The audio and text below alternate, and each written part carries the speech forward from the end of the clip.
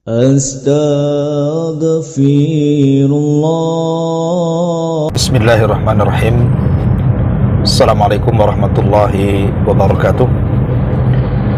Alhamdulillah wassalatu wassalamu ala rasulillah wa ala alihi wa sahbihi wa mawalah wa la hawla wa la quwata illa billahi wa ba'du. Alhamdulillah, segala puja dan pujiannya milik Allah subhanahu wa ta'ala. Salawat dan juga salam kita aturkan kepada baginda Nabi besar Muhammad sallallahu alaihi wa ala alihi wasallam. Sebagai faedah perjalanan menuju legenda untuk ta'lim mahat di sana,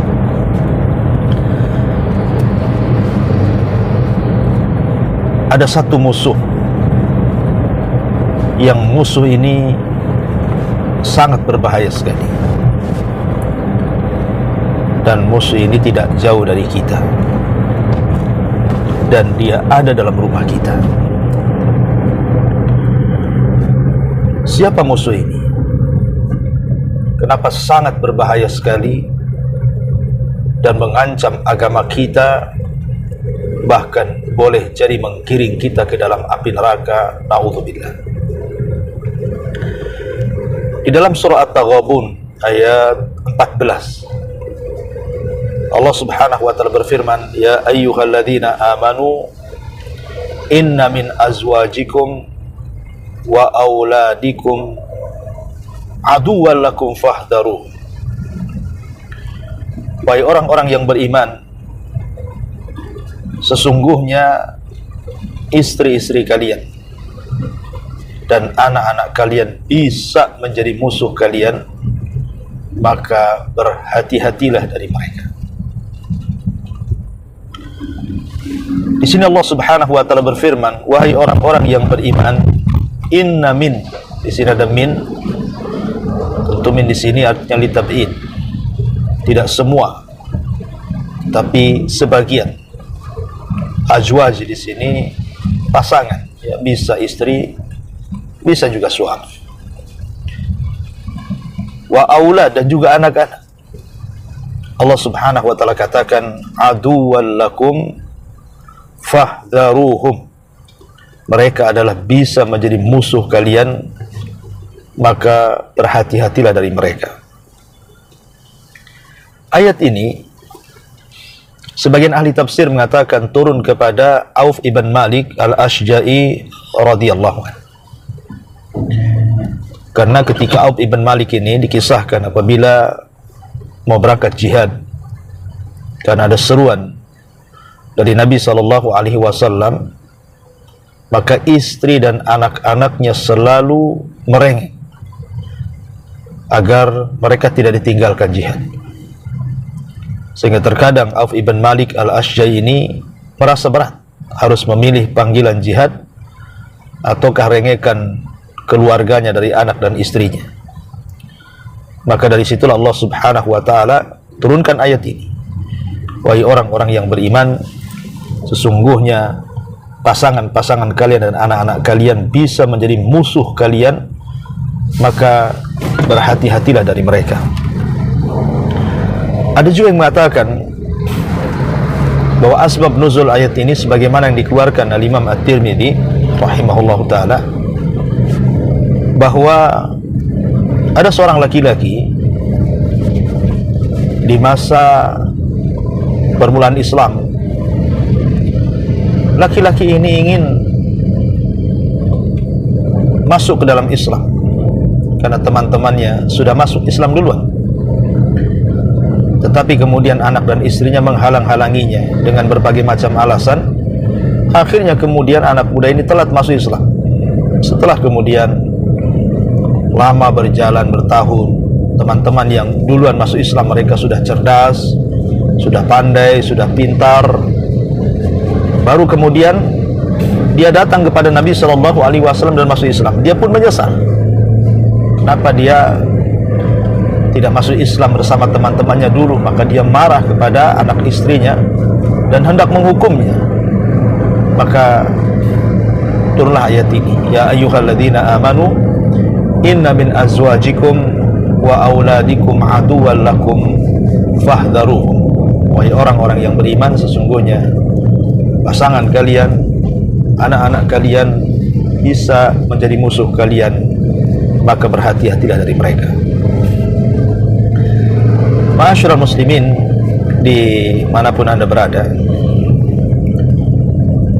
kita tahu bahwa keluarga ini terkadang menjadi penyucuk mata,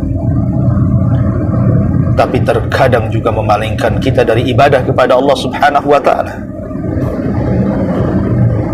Sampai-sampai ulama mengatakan, maka siapa yang dalam hidupnya dia mendahulukan keluarganya, mendahulukan anak-anaknya, mendahulukan hartanya, maka dia tidak lagi sedang menjadi hamba Allah.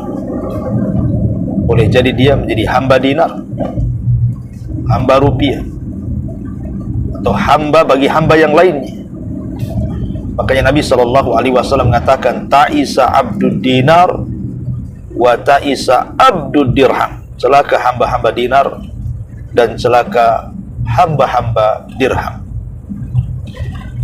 Ma'asyiral muslimin yang dimuliakan Allah Subhanahu wa ta'ala di manapun Anda berada, kalau ada orang mengatakan bahwa saya sudah lama menikah, Ustaz, alhamdulillah tidak ada pertengkaran di antara kita, kami berkomitmen untuk saling menjaga perasaan, untuk tidak bertengkar, untuk tidak saling menyakiti, dan setiap ada masalah siap dibicarakan, dan begitu seterusnya. Alhamdulillah harmonis, tidak ada masalah.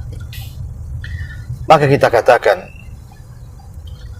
bahwa keluarga yang harmonis, yang tidak ada percekcokan, tidak ada pertengkaran, ayem, tentram, bukan berarti kemudian pasangan masing-masing itu tidak menjadi musuh bagi yang lainnya. Karena yang dimaksud ayat ini adalah siapapun yang menghalang-halangi kita dari peribadatan kita kepada Allah Subhanahu wa ta'ala, dari ketaatan kita kepada Allah Subhanahu wa ta'ala, siapapun, maka dia adalah musuh kita. Apakah dia dari orang terdekat kita atau orang terjauh kita.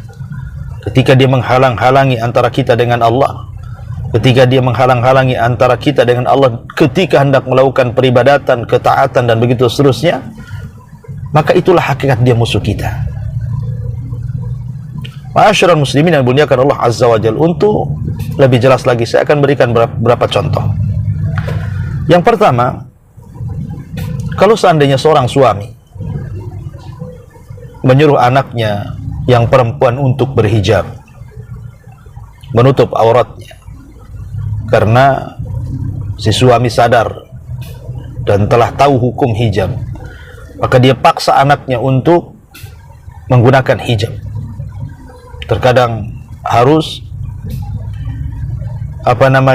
menggertak dengan keras dan mengancamnya. Terkadang ada sebagian istri, dia malah membela anaknya.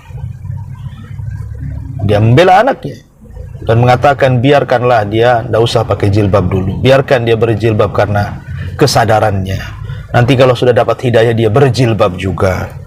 La haula wala quwata illa billah.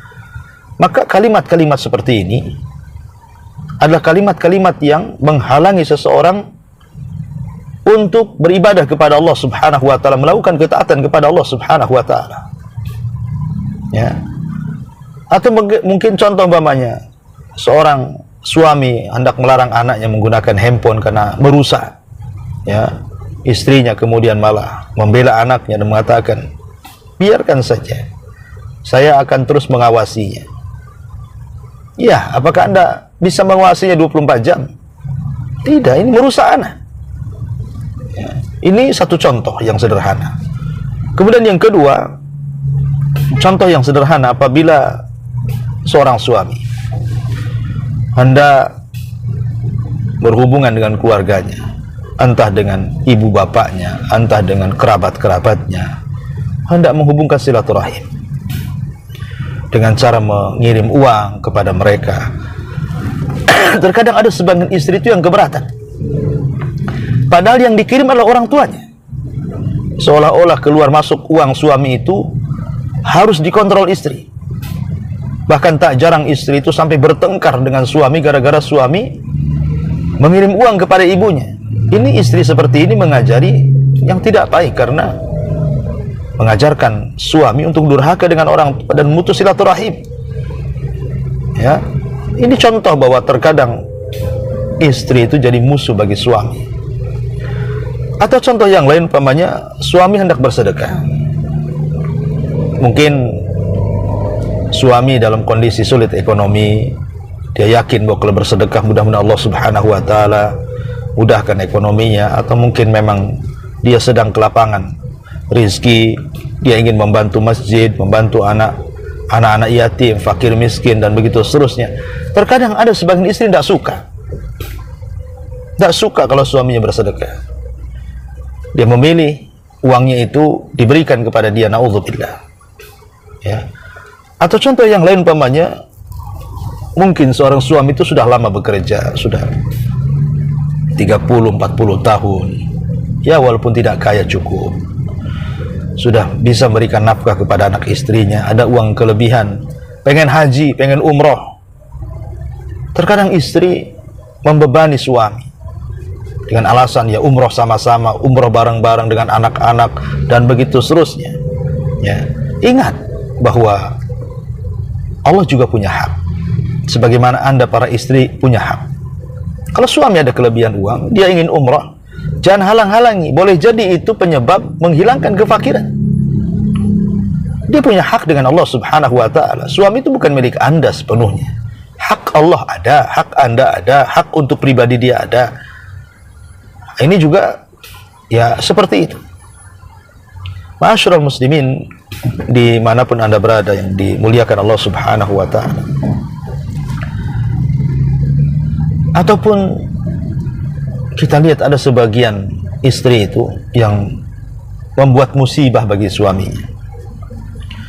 Dengan cara apa? Terkadang menghasut suaminya dengan memandang kekayaan tetangga dan mengatakan, lihat tuh bang, tetangga sudah bisa buat rumah, ditingkat lagi, sudah bisa beli kendaraan bagus lagi. Lihat pakaian istrinya, lihat tas istrinya, lihat sandal istrinya, lihat perhiasan istrinya, dan begitu seterusnya. Dia tidak melihat kemampuan suami. Terkadang ada sebagian suami yang kalah dengan istrinya. Terpaksa dia kemudian mencari harta yang tidak halal, entah korupsi di perusahaan, entah mencuri, entah berdusta, entah mengambil hak orang lain, hanya untuk mencari keridhaan istrinya. Istri yang seperti ini menjerumuskan suaminya ke neraka. Makanya saya katakan ada sebagian istri itu yang menjadi musuh bagi kita. Ataupun mungkin sebagian istri ini hobinya menghutang. Suami tidak tahu, hanya karena ingin hidup hedonis, nampak keren, nampak wah, ingin pamer di hadapan tetangganya, padahal dia menghutang untuk membeli baju, perhiasan, dan begitu seterusnya. Akhirnya dibebankan kepada suami untuk membayarnya. Akhirnya suami pun terkadang harus membayar dengan mencari uang yang terkadang tidak halal. Naudzubillah. Ma'asyiral muslimin yang muliakan Allah Azza wa Jalla. Oleh karena itulah maka wajar kalau seandainya Nabi SAW pernah diperlihatkan neraka. Kemudian kata Nabi SAW, faida aktsaru ahliha an-nisa. Rupanya kebanyakan penghuni neraka itu adalah kaum wanita. Kemudian para sahabat bertanya, apakah mereka tidak sholat, tidak puasa, tidak zakat? Kata Rasul, mereka ahli ibadah, tapi kesalahan mereka satu, walakin yakfurnal ashir. Mereka suka kufur dengan suaminya. Seandainya suami memberikan emas satu tumpuk kemudian diletakkan di seluruh anggota badan istri, mulai leher sampai kaki sekalipun, ketika suami melakukan satu kesalahan, pasti istri akan mengatakan, engkau belum berbuat baik kepadaku. Padahal emasnya setumpuk di leher dia, dibilang tidak ada kebaikan. Itulah kufurnya seorang istri, ya, dan itu musuh. musuh dalam selimut. Terkadang kebalikannya, mungkin istrinya baik, tapi suaminya yang menjadi musuh. Disuruhnya melakukan kemungkaran, maksiat, membeli hal-hal yang diharamkan, menuruti kata-katanya walaupun bermaksiat kepada Allah Subhanahu wa taala. Naudzubillah, dayuth, laki-laki yang dilaknat oleh Allah Subhanahu wa taala. Oleh karena itulah maka saya hanya ingin mengingatkan, hati-hati bahwa kita akan ditanya di hadapan Allah Subhanahu wa taala. Jangan memperturutkan keinginan istri, dan jangan pula kemudian kita kalah dengan istri, kalah dengan pasangan, atau istri kalah dengan suami, kecuali dalam hal-hal ma'ruf, dalam hal-hal yang baik, ketaatan, ibadah, nggak ada masalah. Tapi dalam hal-hal yang mungkar, sehebat apapun Anda memberikan keinginan kepada pasangan Anda, nanti pada hari kiamat itu semua akan lari. Anda akan lari dari istri Anda, istri akan lari dari suaminya, karena takut berjumpa, dikhawatirkan mereka minta pahala yang kita punya. Dan pada hari itu Allah Subhanahu wa taala mengatakan, fala ansaba bainahum yauma idzin. Pada hari itu maka hubungan nasab tidak akan tersambung lagi, melainkan terputus. Semua masing-masing. Orang yang selama di dunia kita penuhi keinginan mereka, seorang suami memenuhi keinginan istrinya, apapun yang diminta istrinya diberi, dia kasih. Tapi nanti pada hari kiamat mereka tidak akan manfaat bagi kita. Maka kita hanya bisa berdoa kepada Allah Subhanahu wa taala, Rabbana hablana min azwajina wa dzurriyyatana qurrata a'yun waj'alna lil muttaqina imama waj'alna lil muttaqina imama waj'alna lil muttaqina imama. Subhanakallahumma wa bihamdika asyhadu an la ilaha illa anta astaghfiruka wa atubu ilaik. Allahu ta'ala alam. Assalamualaikum warahmatullahi wabarakatuh.